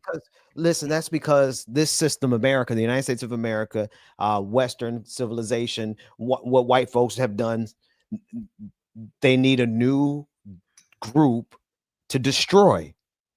They do not exist. White Christianity, evangelical, or much of the Catholic Church, Christian nationalism, the United States of America, capitalism, all of it exists based on who they are devouring. And I can even say that word right. And so what they've done now is they're moving on to immigrants. And it's always an immigrant group. No matter where you are on this planet, they're always going to find an immigrant group to devour, right? They're always going to find the racial minority, Black folks in America, to devour. They're always going to find indigenous populations to devour, as the Native Americans. They're always going to be devouring women, trying to force them into submission. If you look at white Christian power throughout world history, they are always seeking whom they, like a roaring lion, Rebecca. Yep. Roaming the earth, seeking whom they can devour. Absolutely. Absolutely. Whew. I think we could, that's a good note to end on. Yes, they are like roaring lions, man. But one thing about it, they not like us. That's the worst preach I've ever seen people do. Somebody did the boots on the ground for the Lord. Did y'all see that? Oh, boy, I Absolutely. didn't see I it. gotta show y'all before we get out of here. Boots on the ground, Ben, because they not like us. Because I was gonna say the roaring lion, but they're not like us. I was gonna say like it or not because we're lying, but I didn't even get there because I need to show y'all this boots on the ground. No, I was referring to show y'all the boots on the scripture. ground. The scripture talking about the devil. The devil's a Oh. roaring lion. White supremacy is the same devil. And Rebecca, did you see the unseasoned version of the boots on the ground?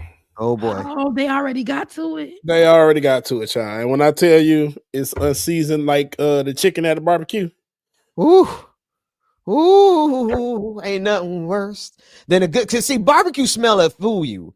There's very few. It's very few barbecue smells that smell bad. You can smell exactly burnt, right? But then you get it, you be like all excited because it smells good, and looks can deceive you too because it be shiny and glistening with good looking barbecue sauce on and everything. You taste it, tastes about as dry as Ben, you hungry?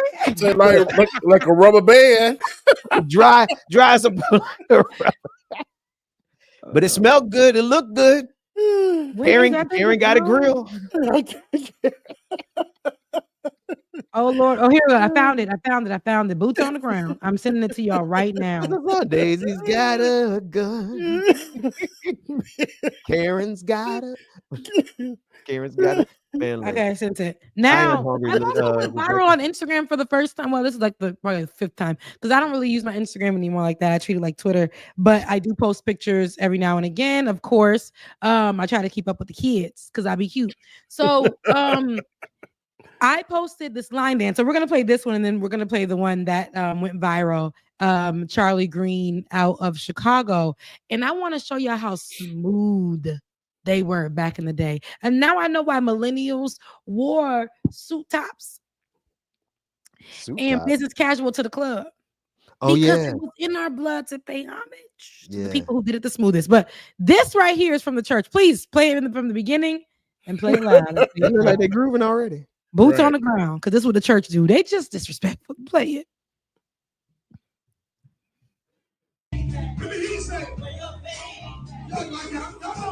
Y'all out of order. Don't put him in that mess. It's giving the club. It's giving Saturday night. That's I can't stand her. Christy. And y'all pastor thought this was a good idea. Yeah, like she in the audience. Y'all I thought she was in the audience for real. God ain't in that mess. I got my trust in the Lord. It's I'm giving just you like, joy. what? The fans. Look, More like ain't nothing like the juke joint though. What y'all talking about? Y'all talking because you out of order. We can tell playing this juke joint music in the church. I can't stand her. Listen, look, shout out to her with free promo. But so go on my page now and then get the video second. This is the second video on the top row. But that video is literally line dancing. I thought it was beautiful. When I first saw it, it did something to my spirit. It made me feel good. So I shared it, and I think everybody else felt what I felt that I couldn't really verbalize. But basically, I called it. It's like a black handshake. It's like a universal black handshake for the black community. That's what line dancing is. My first real black line dancing outside of the ones that we learn like to the left, like out of those and the left side is the FAMU shuffle. When I first got the fam, like they had, it's basically a part of the process of getting in the fam. They show you a line dance for FAMU and you learn it. And everywhere you go, ours was to it was to Frankie Beverly and Mays, but then the version of because we was young, we did it also to Wayne Officer. The song. Oh, this is all. Oh, okay, Miss Officer. So we did it to both of those. So it was Frankie Beverly and Mays. I know they took it and used it for that. The ooh ooh ooh yeah. So we did that one, and then the Frankie Beverly and Mays, that popular song. So, but I think that it's one of the most blackest things. I think all Black cultures around the world have it, but I love to see it. When I saw this one, it was beautiful to see. I loved it. Did you drop it? David's having a hard time finding it. Oh, okay, it's right there on my page. Don't worry about it. Let me go to Instagram. Do you follow me on Instagram, David? It's all right. I'll find it for you. Man, we turned the corner on Black. But you know what? We were this Black. We've always been this Black, but it feels like just a whole new revolution of Black. Yeah. Oh, there it is. He found it. Line dances are the unspoken Black. Oh yeah, this this my mom and them time frame. When I tell you, mom and daddy, mom used to get up do the shuffle. I don't know if you know what the shuffle is. Yeah. I mean the hustle, not the shuffle, the hustle. And but when listen I tell to you, I know we may get a strike. We may get a strike for this. I'm not sure, but listen to how he says it and watch how smooth. My thing is, this has 2.8 million views on it. Oh, this you on okay. 213,000 likes. You better get them. Wow. Open up that algorithm door for us. It's crazy. Right. Crank it up. You got to hear it from the beginning. Big clap. All y'all freeze. One more clap. Bust stop, please. Hey, I be doing that around the house all day. Everybody shout. One more clap. Toot your booty out. Real loud clap. Everybody freeze. One more clap. Bust stop, please. Why they so smooth? Nobody does it like them. Real big clap. All y'all freeze. One more clap. Bust stop, please. It's so even the way you hold the mic. Real big clap. Yes. Everybody. He could be, you know what's great about him? Is like he could be somebody's deacon. He could be somebody's host of the Soul Train. Like that's just classic Black right there. Yeah. And that's why when I seen it, I was like, I don't know why this is not more talked about. Then I heard that Busta Rhymes remixed this last year, and he took this portion of the song. I didn't know that, and I saw he made his own line dance from this, or whatever. Busta Rhymes. He got his own version of the song, and he took this part of it, like this part. So the bus stop, it must not have did that good because they ain't played that. A lot of people that are not my age heard it, and of course we're in the culture of line dancing and stuff. So a lot of people, none of my crew knew it, but when I saw this, everybody was saying, "Oh, I can't believe Busta tried to remix this song." But some people do like it. Younger people in my comment section here, hey, Sister Brown is getting it. Sis right there in the brown. She is. And it's one of the white. And I don't know. It just looks so clean and smooth. They just came from work. I don't know where they came from, but everybody looks good. I believe that Charlie Green Charlie Green is considered and I learned this from the comment section. Charlie Green is considered the MC from back in the day in Chicago. He passed away, I believe, I want to say, but he is considered like legendary in Chicago. So I'm glad I was able to bring his. I didn't know I was going to do that because that page that I got on Instagram don't get no love, but millions of people felt the way that I felt, and they were like, "Yeah, no, this is it for me." Yeah, a lot of people in Chicago, full of the steppers, so they love that music. Every time I DJ and it's people from Chicago there, if I don't play some kind of stepping music, they gonna cuss me out. Run this real quick. He got 3.2 million views in 5 months. They loved it. I said that. It's called the bus. Instead of the bus stop, he called it "Do the Bus a Bus." Oh, I do remember this song. I just don't play it. Run that. Oh, we ain't worried about no copyright strikes. Go ahead and run that. It's promotion for them. For real. The conglomerate. Well, all right. Let's strike it up. Oh. I can feel it. Yes. Give me some folks. Yeah. Up on the floor. This perfect. So we can get down like we've done before. The name of my dance is called the Bus Bus. Show enough guaranteed to make you jump. Give me a clap. right where you stand, cause once you get down, like do it like you bad. Real big clap. All y'all freeze. One more clap. Do the buster bus, please. One time, shake it out. Two times, He should have flowed on it though. Is he going to get jump crazy with it? 4 times. Let me see you do it. One time, shake it out. 2 times, smooth it out. The video 3 seems to be times, all get crazy with it. in the 4 new times. ones. All in Let me the see New you York do ones. it. Let's go. See, this should have done much better than what it has been. I'm about to put this in my repertoire because everybody needs to learn, especially now that this thing with line dances is reemerging a lot. Especially now. Yeah, this will fit. It's a cute little dance. Yeah. I like that. Yeah. Oh, he does rip it. Turn it on. I want to hear his bar real quick. And everything I ever did. Go Sick killer, whole team heavy. Yellow gold AP, diamond on my bezel. Bad chick with a name tatted on her belly. Legendary with it, homie. You ain't really ready. Everything you doing, we done did the thing already. Still doing the better. Ain't nothing you can tell me. Never mind, homie. Everything about you petty. Chest cold bad. Every diamond is canary like a classic flick. Golf of a movie. Drag this mink. See him where I send him. Catalog guard. Is that Safari and people stuff? I like it. Put it in the rotation. Right. Freeze. One more. No, okay, go back to the original one. I gotta look at it again. Shake it out. Oh, David, see if you can pull it up on YouTube. That's Hey, your boy,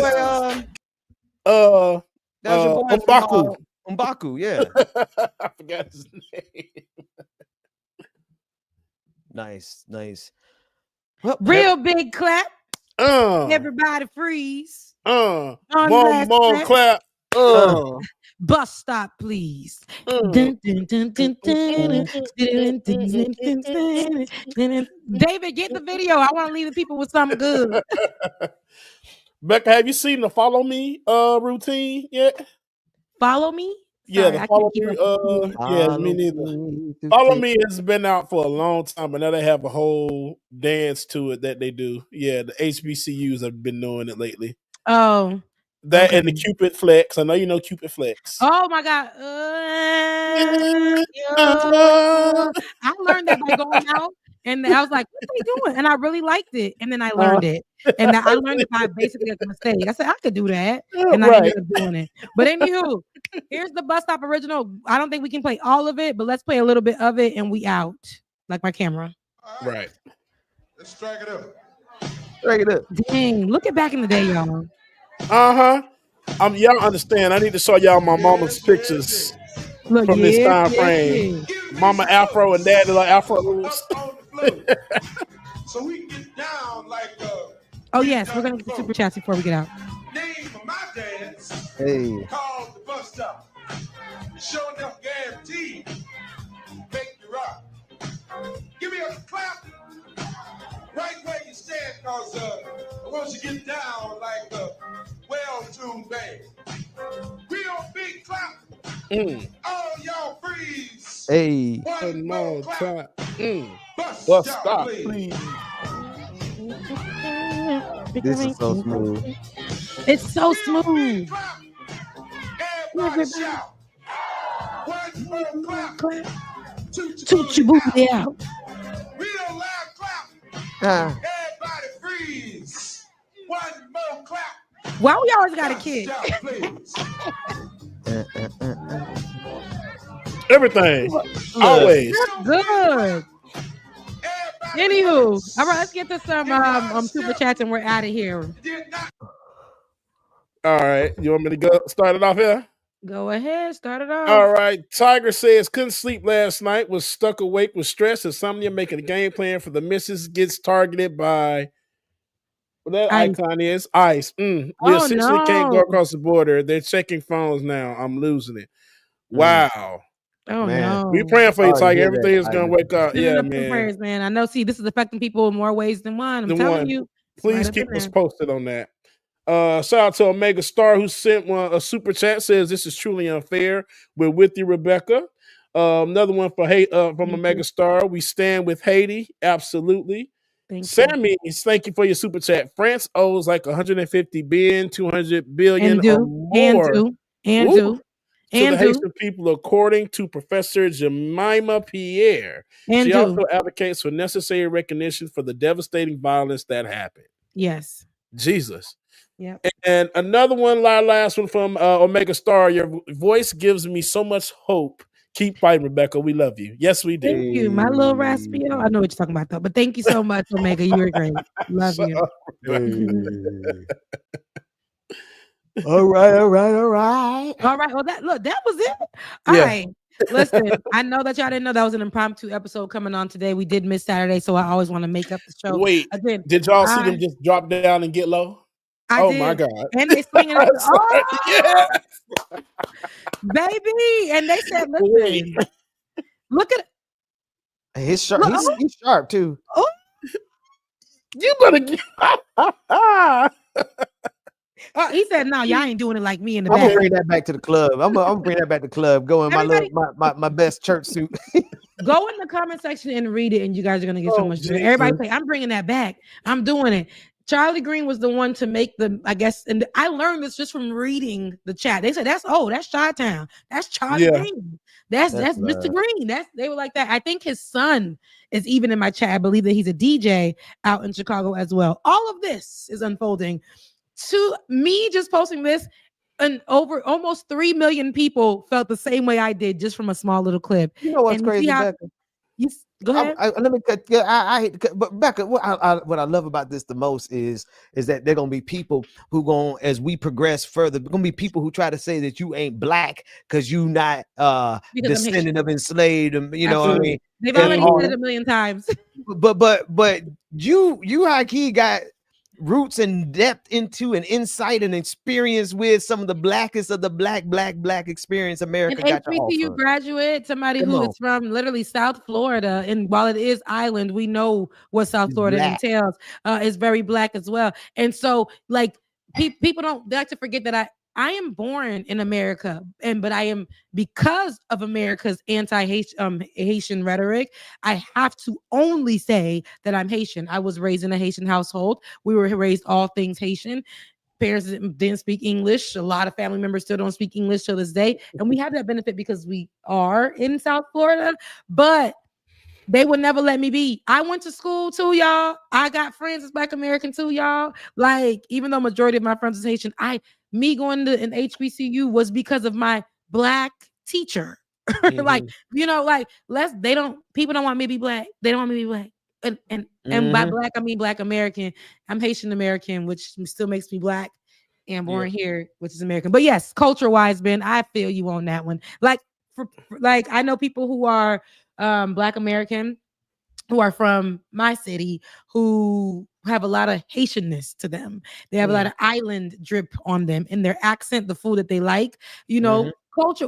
It's all people always want to grab and hold on to it and make sure it's theirs. And I'd be like, y'all, historically, we can tie all that stuff back to one place, and it's okay, y'all. Right. And I know that we have our own of everything, even in the States. New Orleans has a way that they look, they cook, they speak. Florida has a way that we look, we cook, we speak, dress. New York has a way. It's the same thing. But when it boils down to it, when the cops stop us, your Black ass is gonna get got. All right. That part. I love you so much. Mean it. Yep. You, not on this Saturday because I'll be out. But if y'all want to get together this Saturday, that'll be great. But I'll see you on next week, y'all, or the week after. Heading home. Mwah. Love you. Mean it. Work that we're doing here is not going to stop when it comes to these type of discussions. It's going to be for us and by us here on this platform when the media is telling us to look the other way. Your support is what helps us move forward. Join patreon.com/like it or not. Help us grow. Like it or not, y'all. Y'all know what time it is. It's time for like it or not. We're about to let's start this damn show. Yes, it's time for like it or not. We're about to let's start this damn show like it or not. Rebecca Azor is in the house. You know she got a funny story to tell. Talking politics, culture, or real life ish. I live in life in the ATL.